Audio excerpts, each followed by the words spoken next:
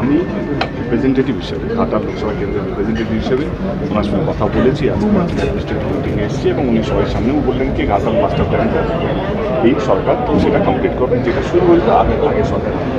কেমন লাগলো মুখ্যমন্ত্রীকে? কেমন লাগলো মুখ্যমন্ত্রীকে? কেমন লাগলো মুখ্যমন্ত্রী?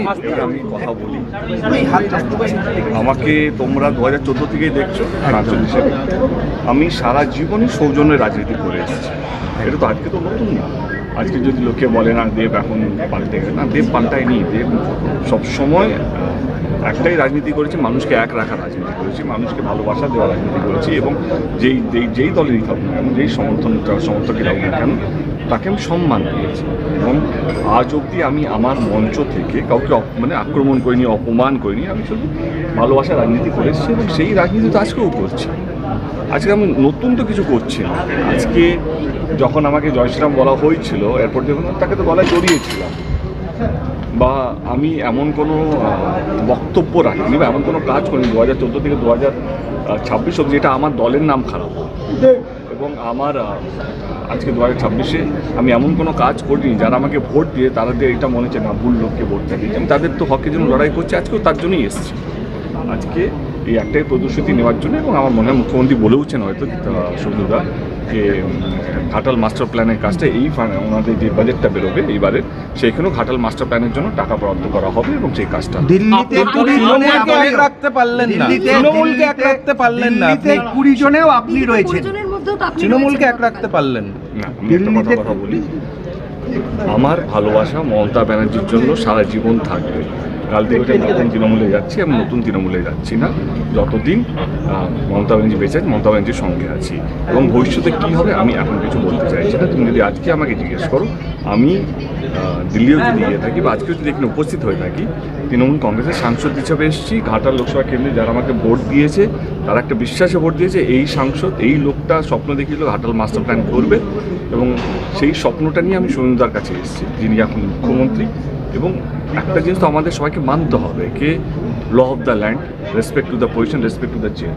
আজকে আমি এটা তো অবিশ্বাস করতে পারবো না কি শুভেন্দু অধিকারী আমি আমাদের রাজ্যের মুখ্যমন্ত্রী না। আমাকে তো এটা মানতে হবে, আমাকে কেন, আমাদের সবাইকে মানতে হবে।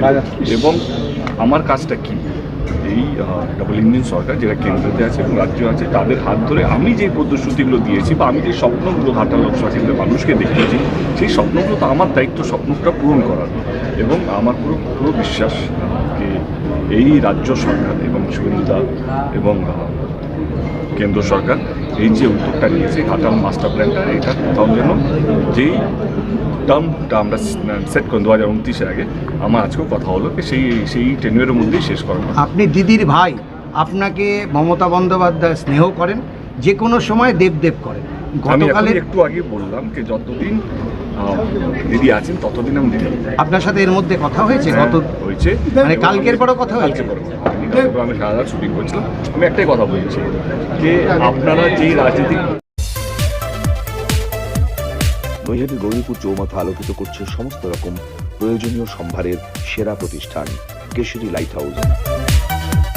ঘোষপাড়া রোডের উপর অবস্থিত এই কেশরী লাইট হাউসে আপনি একদম সুলভ মূল্যে পেয়ে যাবেন সমস্ত রকম ব্র্যান্ডের মোবাইল ফোন ও অ্যাসেসরিজ, হোম এবং কিচেন অ্যাপ্লায়েন্সেস যেমন electronic rice cooker, jug, iron, water purify, juicer mixer, gas oven, chimney, বিভিন্ন কোম্পানির এলইডি টিভি, এসি, ফ্রিজ ও ওয়াশিং মেশিনের সেরা সম্ভার এক ছাদের নিচে। এখানে কেনাকাটা করলে থাকছে অরিজিনাল প্রোডাক্টের গ্যারান্টি, উচিত মূল্য, ডিসকাউন্ট ও অফার, সমস্ত রকম কিস্তির সুবিধে, সর্বোপরি শোরুমে এবং বাড়িতেও গিয়ে সার্ভিসিং এর সুবিধে।